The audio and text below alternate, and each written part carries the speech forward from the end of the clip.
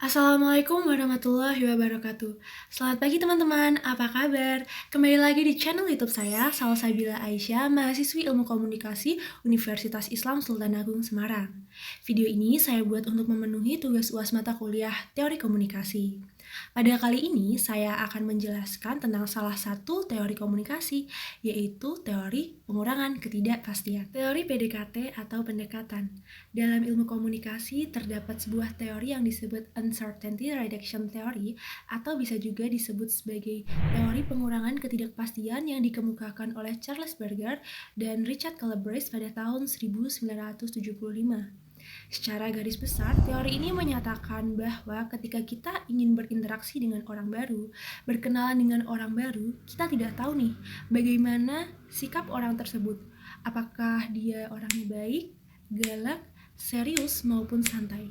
Jadi kita sering menerka-nerka sendiri bagaimana orang tersebut. Kemudian, karena adanya ketidakpastian ini, kita jadi bingung sendiri nih untuk bagaimana menempatkan sikap kita, perilaku kita dengan orang yang baru kita kenal tersebut. Bagaimanapun kita tetap memikirkan yang namanya first impression. Karena seperti yang kalian tahu, sometimes first impression is a key to continue the communication. Supaya komunikasi pada tahap awal ini dapat berlangsung dengan lancar, kita harus mengurangi ketidakpastian ini dengan menerapkan beberapa strategi. Teman-teman bisa menerapkan strategi aktif, pasif, dan interaktif. Pertama adalah strategi pasif. Strategi pasif adalah ketika teman-teman mengamati seseorang tanpa mengganggu orang tersebut. Jadi, teman-teman mulai mengamati bagaimana orang tersebut berperilaku, orang tersebut bersikap, tanpa mengganggu ya. Biasanya, zaman sekarang teman-teman bisa mengetahui bagaimana orang tersebut berdasarkan sosial media mereka. Jadi teman-teman bisa mengamati nih sosial medianya. Nah biasanya yang ciwi-ciwi nih punya keahlian untuk stalking ya bahasa gaulnya. Intermezzo sedikit. Nah ketika kita sudah mengetahui informasi tentang orang tersebut berdasarkan sosial media, teman-teman bisa melanjutkan strategi kedua, yaitu strategi aktif.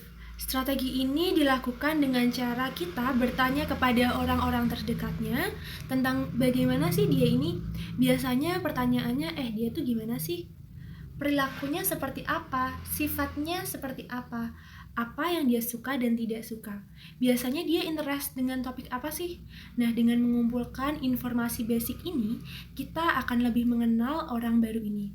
Kemudian kita jadi lebih mudah untuk mempersiapkan apa yang akan kita bicarakan, topik apa yang akan kita bicarakan untuk membuka pembicaraan dengan orang baru ini. Nah, strategi yang terakhir ialah strategi interaktif.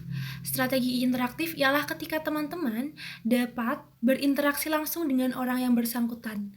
Di sini, teman-teman dapat bertanya langsung mengenai hal universal hingga hal pribadi tentang diri yang bersangkutan. Juga tentang hal-hal yang menyangkut tentang dirinya dan pendapatnya, seperti itu. Jadi, kita dapat konfirmasi kembali tentang informasi sebelumnya yang telah kita dapat pada strategi aktif maupun pasif. Itu tadi adalah strategi-strategi untuk menurunkan ketidakpastian pada awal kita berinteraksi dengan orang lain supaya interaksi berlangsung dengan lancar.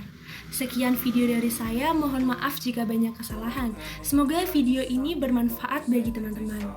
Terima kasih dan sampai jumpa.